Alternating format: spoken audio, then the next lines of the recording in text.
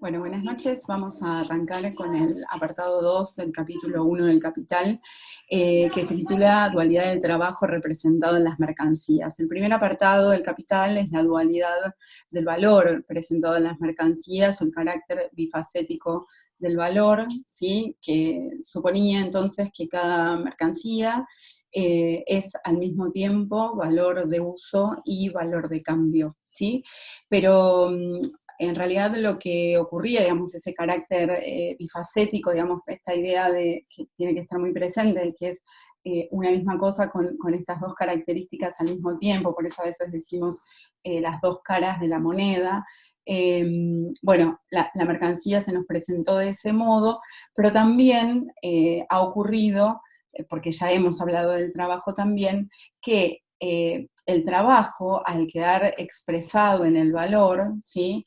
Ya dejaba de poseer los rasgos específicos que lo distinguían como generador de valores de uso, ¿está bien? Porque, ¿qué pasaba? Entonces, el trabajo se nos presenta también como con dos características, digamos, o como una dualidad.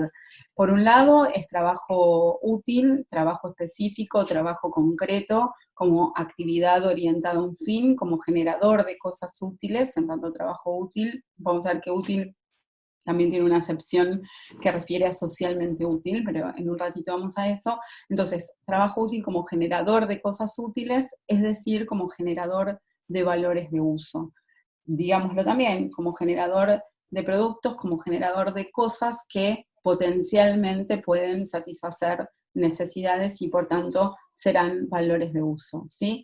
Ahora, la otra dimensión del trabajo es ser también trabajo abstracto. Y cuando hablamos de trabajo abstracto, lo dijimos también varias veces en el desarrollo del apartado anterior, el trabajo abstracto refiere a la consideración genérica del gasto de energía, de músculo, de nervio, que todo ser humano realiza en su intercambio con la naturaleza, en su metabolismo con la naturaleza. ¿Sí? Esto también, decíamos, aparece ya desde, digamos, muy tempranamente, desde los manuscritos económicos filosóficos, después en la ideología alemana, y Marx nunca abandona, digamos, el trabajo, digamos, como productor de la vida misma, ¿no? Hay un texto muy bonito de Lukács que se llama La ontología del ser social, el trabajo, ¿no? Es decir, lo que constituye a los individuos, lo que constituye al ser humano es el trabajo. Digo, y esto Marx acá tampoco lo cambia, pero esa es la dimensión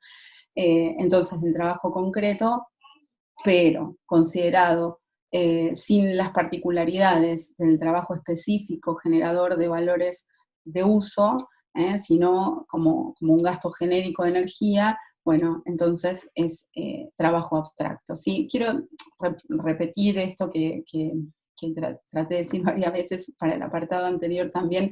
No es un ejercicio teórico con el cual nosotros borramos, digamos, las características particulares de cada uno de los trabajos, sino que lo consideramos de manera genérica, es decir, por eso podemos comparar esos trabajos. Y lo que decíamos es un concepto tan material, es un concepto tan histórico, que todas las sociedades han necesitado comparar sus trabajos. Ahora, en tanto trabajo abstracto, ¿sí? Justamente porque es indiferenciado, no nos interesa de acuerdo al tipo de actividad que se realiza, sino que nos interesa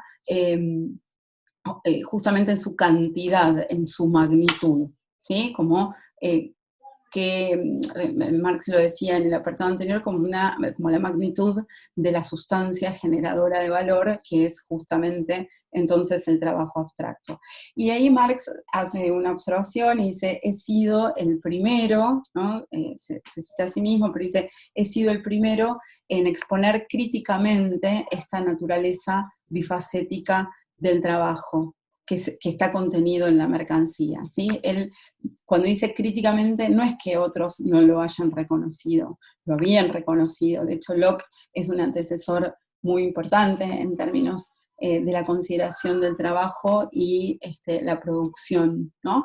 Pero en realidad es el primero en exponerlo de manera crítica, y esa exposición crítica va a tener que ver justamente con el contenido y con la forma en que ese valor se realiza, ¿sí? Por eso después vamos a volver sobre ese punto. Entonces, decíamos, el trabajo tiene estas dos caras, como trabajo concreto y como trabajo abstracto, donde uno podría relacionar el trabajo concreto con la producción de bienes útiles, de valores de uso, por tanto, y el trabajo abstracto con el valor de cambio y con el valor, porque en definitiva lo que nos había dicho Marx en la página 47, en tanto cristalización de trabajo humano, las mercancías son valores, o esos productos del trabajo son valores, ¿sí? Es decir, cuando hablamos de trabajo cristalizado, decimos el trabajo objetivado, el trabajo solidificado, es decir, no como actividad, sino como una actividad pasada que cristaliza, que se objetiviza en un producto que potencialmente será un valor de uso, ¿sí? Esto nos parece importante resaltarlo y volver a poner de manifiesto la importancia de la mercancía no como digamos, como una cosa, ¿sí? Producto del trabajo, y entonces cualquier cristalización de valor, cualquier cristalización de trabajo es valor, sino que en realidad la mercancía es una relación, y justamente porque es una relación, solamente cuando pase por la forma del valor de cambio, es decir, en el intercambio, en la relación con otra mercancía, podrá decirse que estamos hablando de una mercancía. ¿Por qué? Porque habrá realizado dos potencias, o las dos potencias que portaba como cosa, la de ser intercambiable, ¿sí? La potencia de la cambiabilidad, y también la potencia de satisfacer una necesidad. ¿Por qué? Porque quien vaya a adquirir ese producto del trabajo supone, por lo menos le otorga de antemano, la posibilidad de que satisfaga alguna necesidad. ¿Está bien? Entonces esto es importante. En este sentido, el trabajo útil, va a decir Marx en este segundo apartado del Capital, es un trabajo cuya utilidad se representa en el valor de uso de su producto, ¿sí? O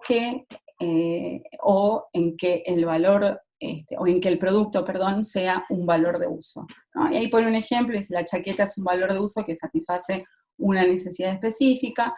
Para producirla se requiere un determinado tiempo de actividad productiva, ¿no? Y esta se haya determinada por su finalidad, o sea, la actividad productiva se haya determinada por su finalidad, por su modo de operar, por el objeto que utiliza, ¿sí? O sobre el objeto, por el objeto sobre el cual interviene, el medio y el resultado de esa actividad, ¿sí? Es decir, es un trabajo que produce, dice Marx, un efecto útil, ¿sí?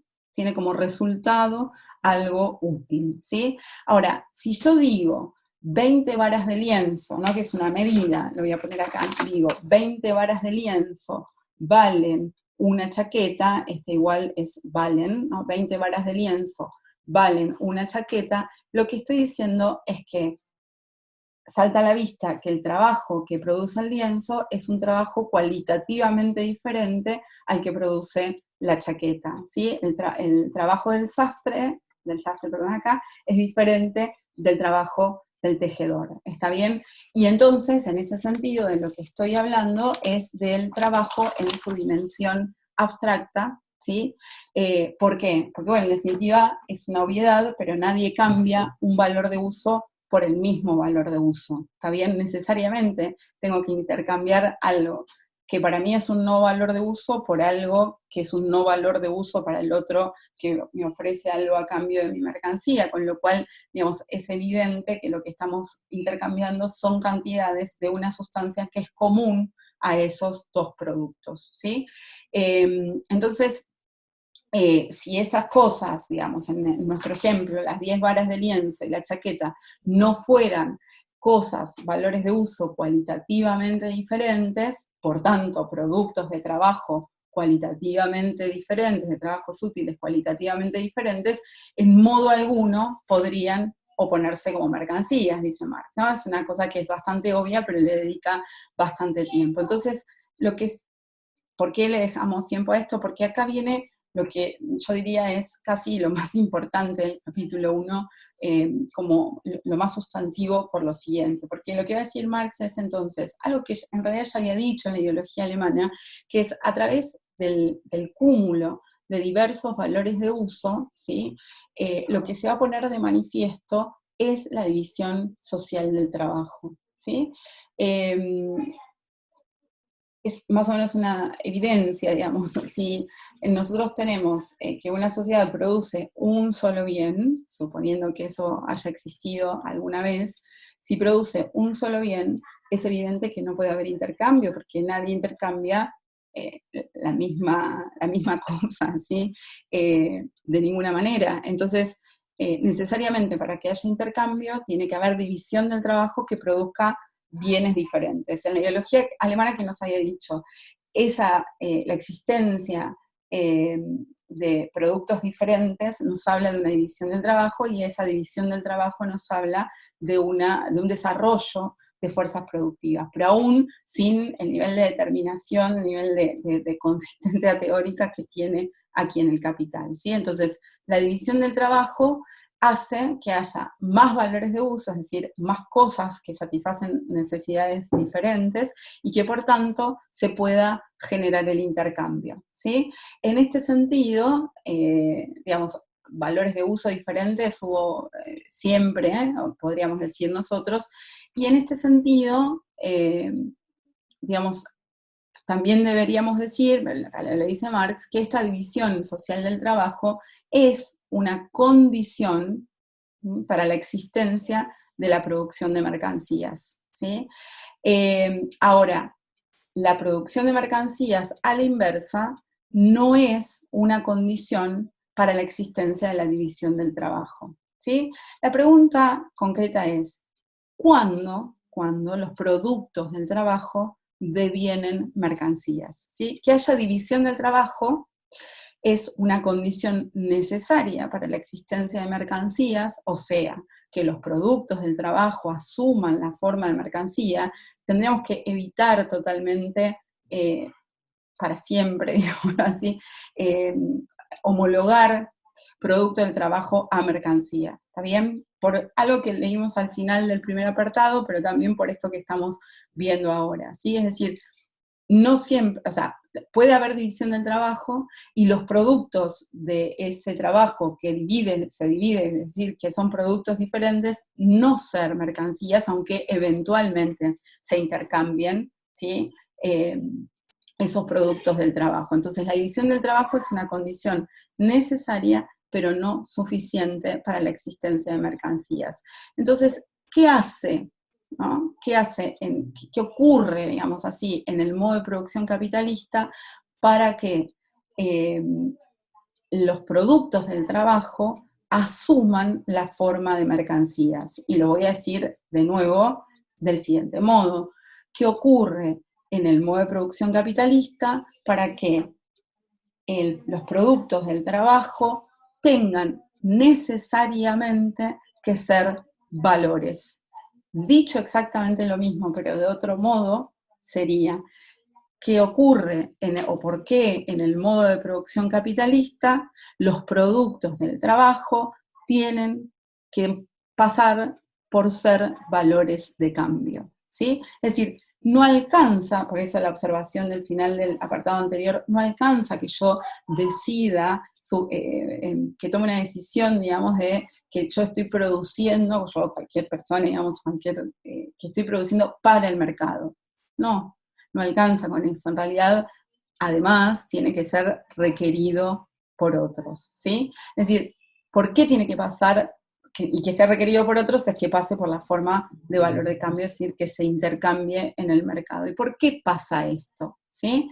Ahora vamos a avanzar, porque en la página 58 vamos a volver sobre este punto. ¿Se acuerdan en ese pasaje, ¿no? Desde el inicio del capítulo hasta la página 47, Marx se encargaba de la forma, deja el mundo de la apariencia para meterse en el contenido, seguimos en el contenido, y en la página 58 va a volver a la cuestión de la forma en la que se presenta, en la que esto se realiza concretamente, ¿no es cierto? Pero entonces, lo que Marx va a decir es, solo, vuelvo a la pregunta, perdón, así queda más organizado.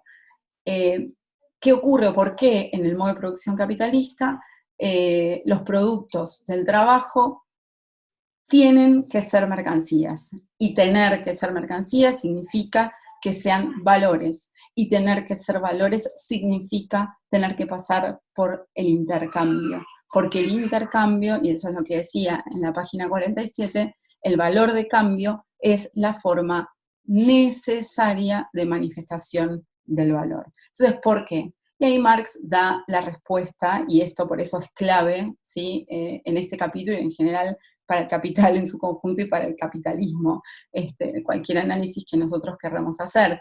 Marx dice, solo los productos de trabajos privados, autónomos y recíprocamente independientes, repito, solo los productos de los trabajos privados, autónomos y recíprocamente independientes se enfrentan entre sí como mercancías. Entonces, cuando nos preguntamos por qué, vuelvo, cuando nos preguntamos por qué los productos del trabajo en el modo de producción capitalista tienen que tener la forma de mercancía, la respuesta es porque el trabajo se organiza de manera privada e independiente. ¿Y qué significa que el trabajo se organice de manera privada e independiente? Significa que nadie puede decirle a nadie qué hacer, cómo hacer, ni cuándo hacer. ¿Está bien?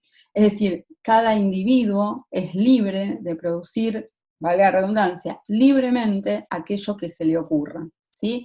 ¿En qué ámbito? En su ámbito privado, ¿sí? Por eso es privado e independiente, ¿sí? Aplica toda su voluntad. Ahora, esa voluntad, esa conciencia, eso que pone cada individuo en la producción de un bien, es en algún sentido abstracto. ¿Por qué? Porque él puede producir lo que quiera, nadie le puede decir lo que tiene que producir, cuándo tiene que hacerlo, en qué cantidad tiene que hacerlo, pero él desconoce cuál es la necesidad social, y dicho en términos de la economía, en términos de la economía diríamos cuál es la demanda que va a tener para ese producto, lo desconoce absolutamente. Él produce en el ámbito privado y una vez que tiene finalizado su producto en el ámbito de la libertad individual, ¿sí? Va al mercado y recién ahí va a saber si aquello que decidió producir tiene una demanda o no la tiene. Dicho en términos más del capital, digamos, existe una necesidad social para eso que se produjo, y en términos mucho más concretos y del capítulo 1, hay una mercancía que se le oponga para mostrarle que ella es valor, ¿sí? Es decir, yo puedo haber producido un montón de cosas, trabajé, cristalicé trabajo, objetivé trabajo, y esas mercancías igualmente no serán valores. ¿Por qué? Porque tienen que pasar por la forma de valor de cambio. ¿Está bien? Ahora, ¿por qué pasa esto? Porque el trabajo se organiza de manera privada e independiente. Y esto es lo que decimos que muchas veces que el capitalismo es irracional, porque no conocemos de antemano cuál es la necesidad de determinados productos, de determinados bienes, se producen, ¿sí? Y luego no se intercambian, luego no sirven, ¿sí? No se necesitan socialmente. ¿Y qué ha ocurrido? Bueno, se ha realizado un trabajo que es inútil desde el punto de vista social, ¿sí? Si algo no tiene valor de uso para otros, decía Marx al final del apartado anterior, pues entonces el trabajo que lo realizó también será un trabajo inútil. ¿Sí? Bueno, entonces decíamos la característica de por qué en el modo de producción capitalista los productos del trabajo tienen que pasar por la forma de mercancías, es porque el trabajo se produce de manera privada e independiente, ¿no? Esa afirmación que dice Marx, y estoy en la página 52, que dice, entonces, solo los productos de trabajos privados autónomos recíprocamente independientes se enfrentan entre sí como mercancías. Para seguir con el hilo de lo que estábamos planteando, voy a leer un poquito más, que dice lo siguiente: se ha visto, pues, que el valor de uso de toda mercancía encierra determinada actividad productiva o trabajo útil, orientada a un fin. Los valores de uso no pueden enfrentarse como mercancías si no encierran en sí trabajos útiles cualitativamente diferentes. Es lo que decíamos hace un ratito, ¿no es cierto? En una sociedad cuyos productos adoptan en general, la forma de mercancía, reparemos las veces que Marx dice la forma de mercancía, esto es, en una sociedad de productores de mercancías, los cuales se ejercen independientemente unos de otros como ocupaciones privadas de productores autónomos, se desenvuelve hasta constituir un sistema multimembre, una división social del trabajo. Es decir, la división del trabajo es condición necesaria, no es condición suficiente, pero en tanto se produzcan mercancías, esa división del trabajo se va a seguir desarrollando, ¿sí? Porque, bueno, porque va creciendo el intercambio. Voy a leer un poquito más abajo para retomar, como 4 o 5 renglones antes de terminar la página 52, dice, pero la existencia de la chaqueta, del lienzo, ¿no? Pensemos que veníamos de las 20 varas de lienzo que valen una chaqueta, si quieren tenemos acá 20 varas de lienzo que valen una chaqueta, dice Marx. Dice, pero la existencia de la chaqueta, el lienzo, del lienzo, de todo elemento de riqueza material, ¿sí? Riqueza material en general son los valores de uso, o el cúmulo de valores de uso, que no sea producto espontáneo de la naturaleza, como habíamos dicho al finalizar el apartado anterior, el aire, el agua, la tierra, lo que fuere, ¿sí? Pero que no sea producto espontáneo de la naturaleza, necesariamente estará mediada siempre por una actividad productiva especial, orientada a un fin, la cual asimila necesidades particulares del hombre, materiales naturales particulares, ¿sí? Y fíjense lo que dice respecto del trabajo concreto o del trabajo útil. Como creador de valores de uso, como trabajo útil, pues el trabajo es, independientemente de todas las formas, de todas las formaciones sociales, condición de la existencia humana, necesidad natural y eterna de mediar el metabolismo que se da entre el hombre y la naturaleza y por consiguiente de mediar la vida humana, ¿sí? Esta noción de metabolismo que nosotros también tomábamos para la ideología alemana, en realidad la plantea Marx aquí en El Capital, y repito entonces, como creador de valores de uso, como trabajo útil, pues el trabajo es independientemente de todas las formaciones sociales, condición de la existencia humana, necesidad natural y eterna de mediar el metabolismo que se da entre el hombre y la naturaleza y por consiguiente de mediar la vida humana. Metabolismo es intercambio, ¿no? Ese intercambio que todo ser vivo debe producir con la naturaleza para poder seguir viviendo, ¿está bien? Dice los valores de uso, continúa un poquito más la lectura, los valores de uso, chaqueta, lienzo, etcétera, en suma, los cuerpos de las mercancías son combinaciones de dos elementos, material natural y trabajo. Si se hace abstracción en su totalidad de los diversos trabajos útiles incorporados a la chaqueta, al lienzo, etcétera, quedará siempre un sustrato material cuya existencia se debe a la naturaleza y no al concurso humano. En su producción, el hombre solo puede proceder como la naturaleza misma, vale decir, cambiando simplemente la forma de los materiales, ¿sí? Y es más, incluso en ese trabajo de transformación se ve constantemente apoyado por fuerzas naturales. El trabajo, por tanto, no es la fuente única de los valores de uso que se producen de la riqueza material. El trabajo es el padre, como dice William Petty, y la tierra es su madre. De la mercancía en cuanto objeto para el uso, pasemos al valor de las mercancías, ¿sí? Y ahí entonces lo que va a decir Marx es que justamente el valor de las mercancías va a estar dado por esa, digamos, por esa abstracción del trabajo, ¿sí? Que se produce en tanto trabajo abstracto como gasto genérico de energía humana, ¿no? Entonces, lo que ocurre es que si me abstraigo, digamos, del trabajo útil que se realizó para obtener un objeto útil, un bien útil, ¿sí? Entonces lo que nos queda es que ese trabajo es un trabajo indiferenciado, ¿está bien?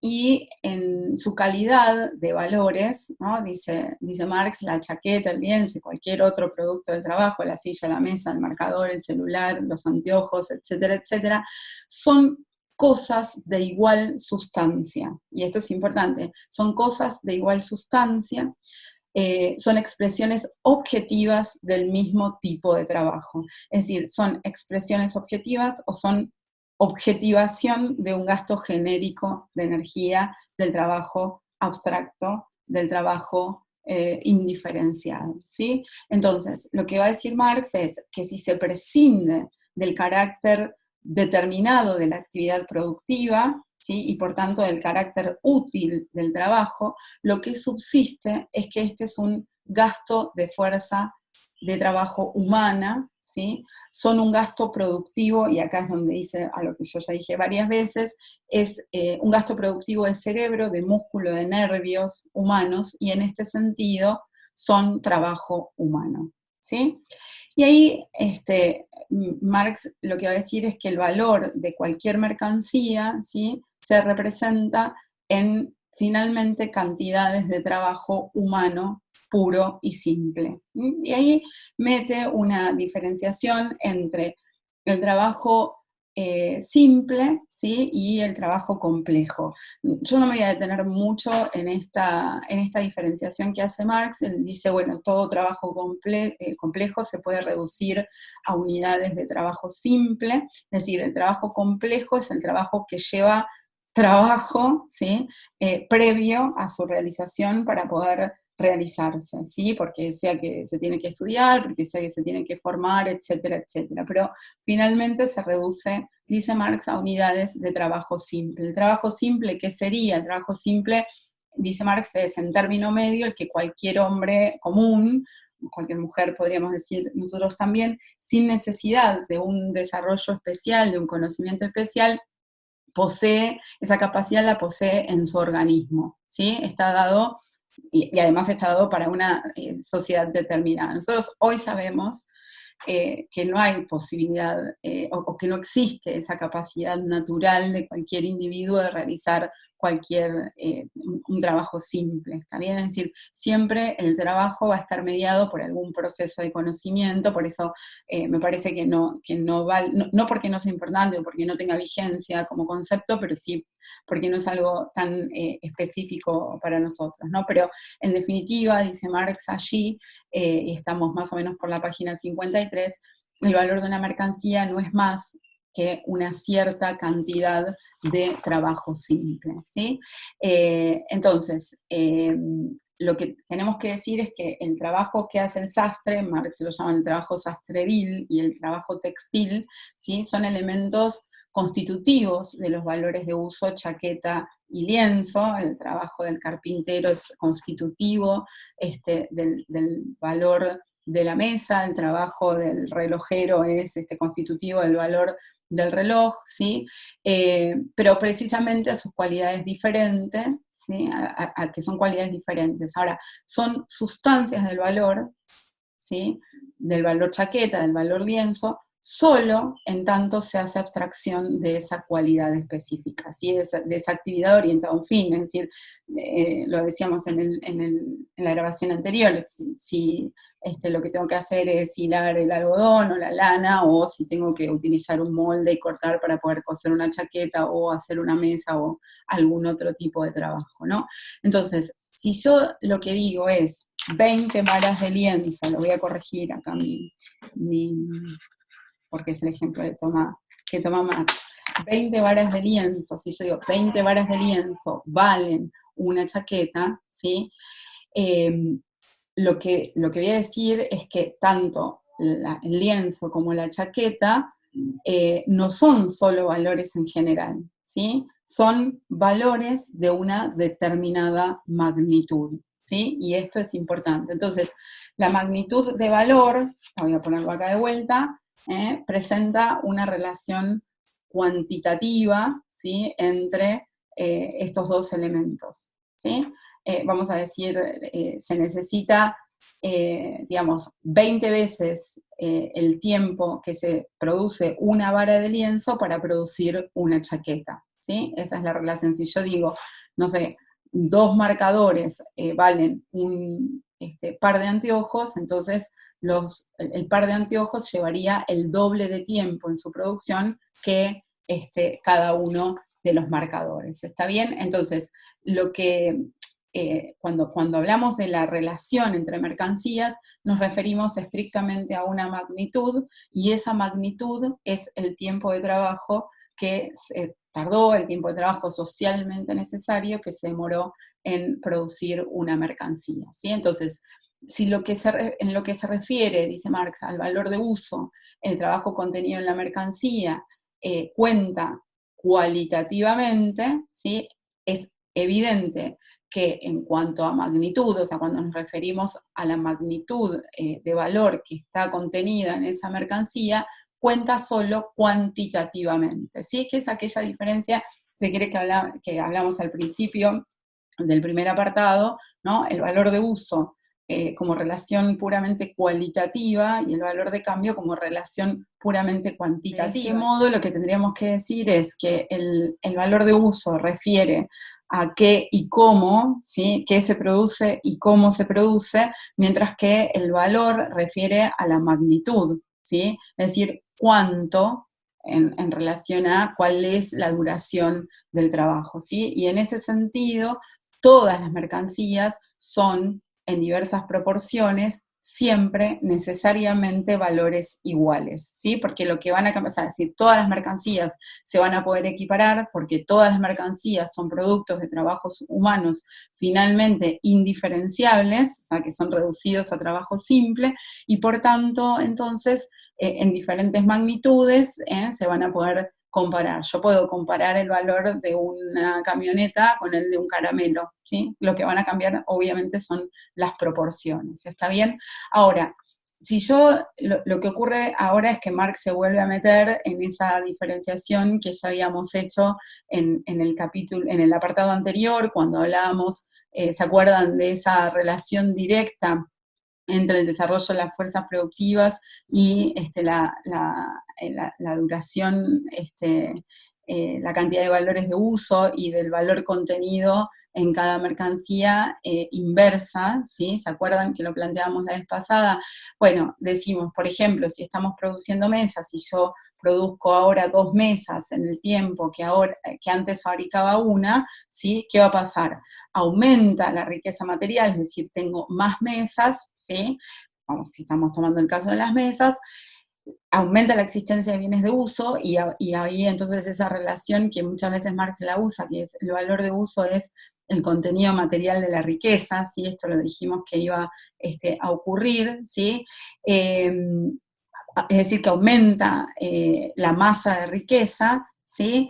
Ahora, lo que también ocurre es una reducción simultánea de la magnitud de valor, porque si en el mismo tiempo que yo antes producía una mesa, ahora puedo producir 2 mesas, cada una de esas mesas vale la mitad, ¿sí? Vamos a suponer por caso, si yo tardaba 10 horas en producir una mesa y ahora en esas 10 horas produzco 2 mesas, entonces cada mesa vale 5 horas. Por supuesto, siempre abstrayéndonos a partir de la observación que Marx hizo en la página 47, suponiendo que yo puedo hablar del contenido sin la forma específica, el valor de cambio, que es la manifestación necesaria del valor. Si dejamos eso de lado, diríamos esto que estamos planteando, ¿no? Es decir, entonces, esa reducción simultánea de la magnitud de valor contenida en cada una de estas mercancías se debe al movimiento antitético del carácter bifacético del trabajo, ¿sí? Es decir, ¿por qué antitético? Porque puedo producir más valores de uso en menos tiempo,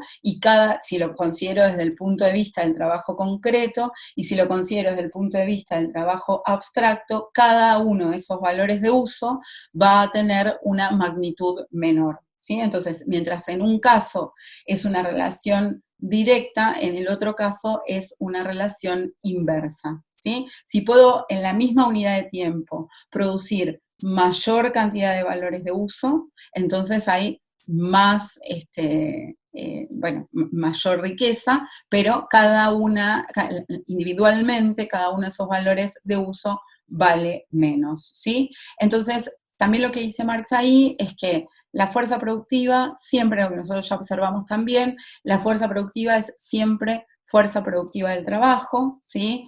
Pero, en cambio, digamos, un cambio en esa fuerza productiva del trabajo, ¿sí?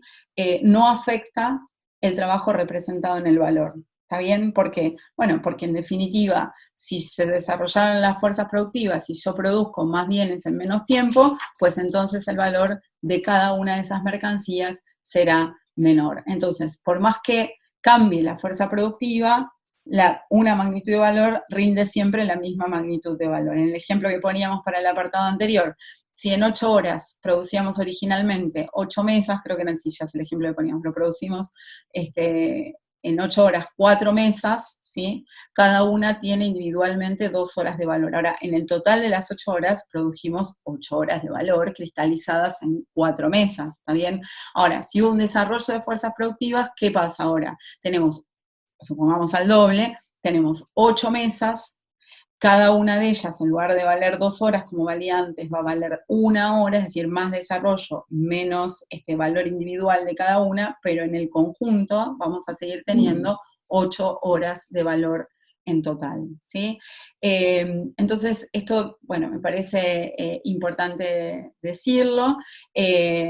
Podríamos plantearlo de la siguiente manera, ¿no? Si aumenta el desarrollo, vamos a ponerlo así, si aumenta, vamos a usar otra hoja, si aumenta el desarrollo de las fuerzas productivas, entonces lo que ocurre es que disminuye el tiempo de trabajo socialmente necesario para producir cada mercancía y por tanto disminuye el valor individual, ¿sí? Eso es lo que estábamos diciendo, y si disminuye el desarrollo de las fuerzas productivas, pues entonces va a aumentar el tiempo de trabajo socialmente necesario para producir cada mercancía y va a aumentar, ¿sí? Lo hice mal acá, va a aumentar el valor individual, ¿sí? No es una ciencia lo que acabo de hacer, está bastante desprolijo, pero se entiende, ¿no? Mayor desarrollo, por eso presenta entre el valor individual de las mercancías, ¿sí? Es decir, el tiempo de trabajo socialmente necesario para producirlas va a reducirse. Si aumenta el desarrollo de las fuerzas productivas, esa relación es inversa. Si disminuye el desarrollo de las fuerzas productivas, porque hubo una catástrofe, por lo que fuere, bueno, pues entonces aumenta el valor individual de cada una de las mercancías, es decir, cuesta más trabajo producirla, ¿está bien? Eso es lo que estamos diciendo. Ahora, si tenemos una jornada de 8 horas, el valor total siempre es de 8 horas, y la cantidad de valores de uso, al revés, presenta una relación directa. Mayor desarrollo de las fuerzas productivas, mayor cantidad de valores de uso, y si hay menor desarrollo de fuerzas productivas, pues entonces menor cantidad de valores de uso en la misma unidad de tiempo, ¿sí? Esto es importante decirlo. Y bueno, para cerrar ya este capítulo, vamos a leer desde la página 56, como para que quede un cierre, ¿sí? Que dice entonces lo siguiente, y como siempre que finalizamos vamos a usar los anteojitos para ver mejor, ¿sí? Que dice entonces lo siguiente: en sí para sí, una cantidad mayor de valor de uso constituirá una riqueza material mayor, es decir, mayor cantidad de bienes, mayor cantidad de riqueza.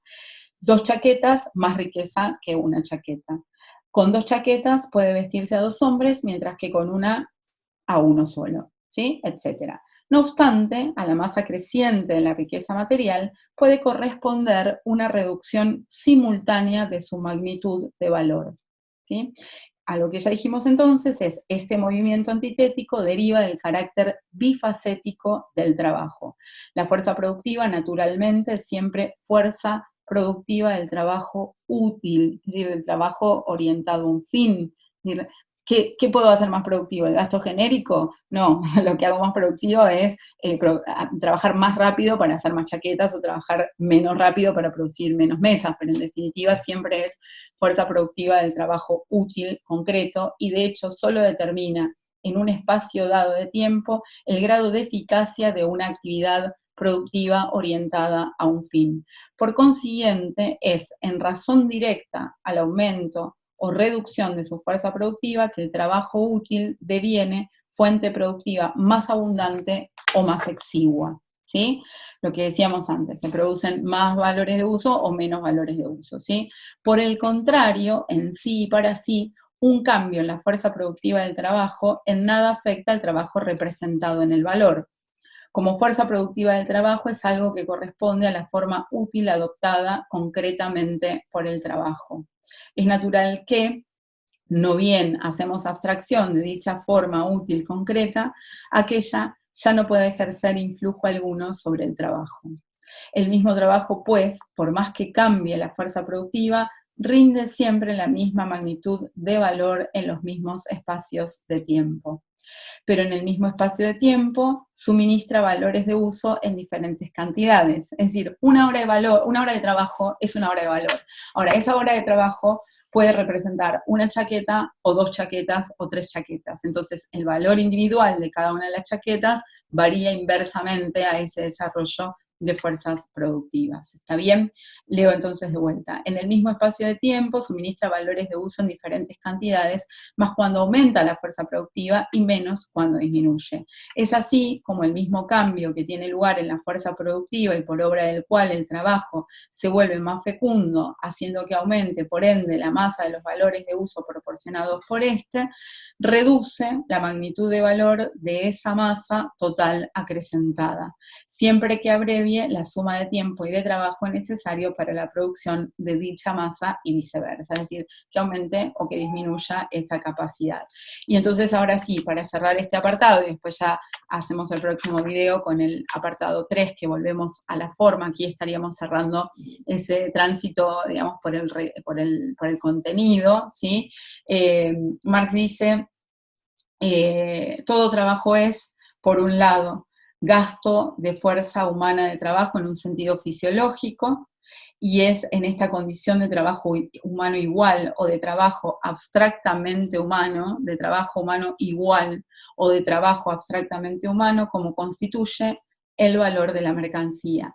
Todo trabajo, por otra parte, es gasto humano, gasto de fuerza humana de trabajo en una forma particular y orientada a un fin, y en esta condición de trabajo útil concreto produce valores de uso. Entonces, el trabajo es concreto y abstracto al mismo tiempo, es decir, no son dos trabajos diferentes nunca, ¿sí?